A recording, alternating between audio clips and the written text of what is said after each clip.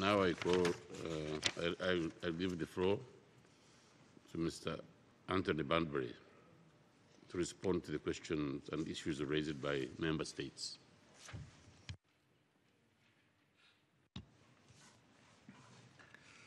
Thank you, Mr. President, and I'd like to express my sincere appreciation again, Excellency, for your leadership of the General Assembly on this vital matter for the international community and the expressions of support and solidarity that I have heard today from so many different member states in support of the people of Guinea and Liberia and Sierra Leone and the national efforts to bring this crisis to a conclusion.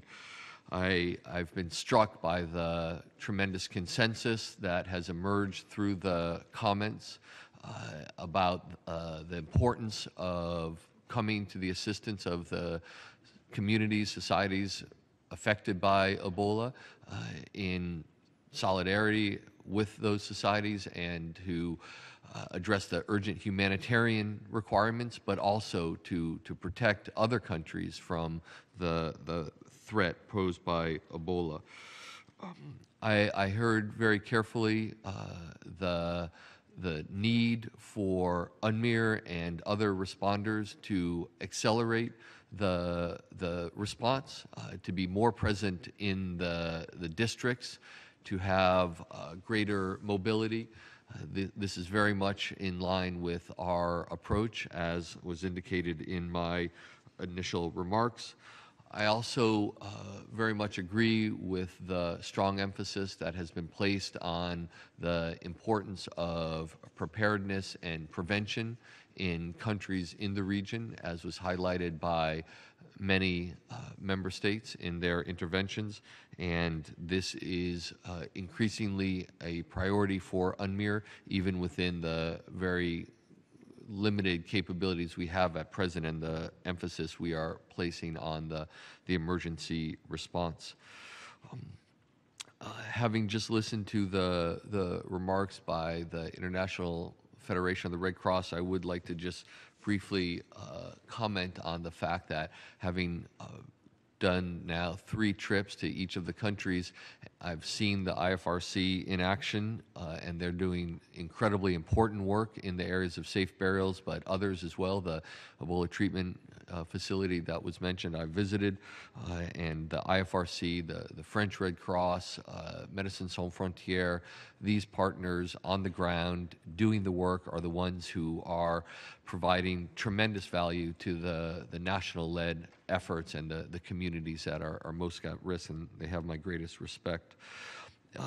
With regard to some specific questions on the most critical role in the short term, it is for UNMEER to deploy the crisis response and crisis management capability at the district level.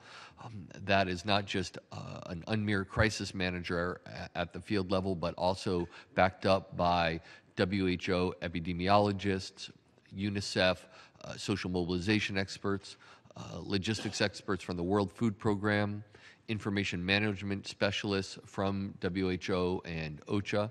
This is genuinely a UN system effort, and that is the priority, the immediate short-term priority that UNMEER has, but it is a challenge, including for the reasons just mentioned by the representative of the International Federation of the Red Cross, recruiting people to go and serve in these locations, even while the United Nations is facing other crises around the world, is presenting us with just tremendous difficulty.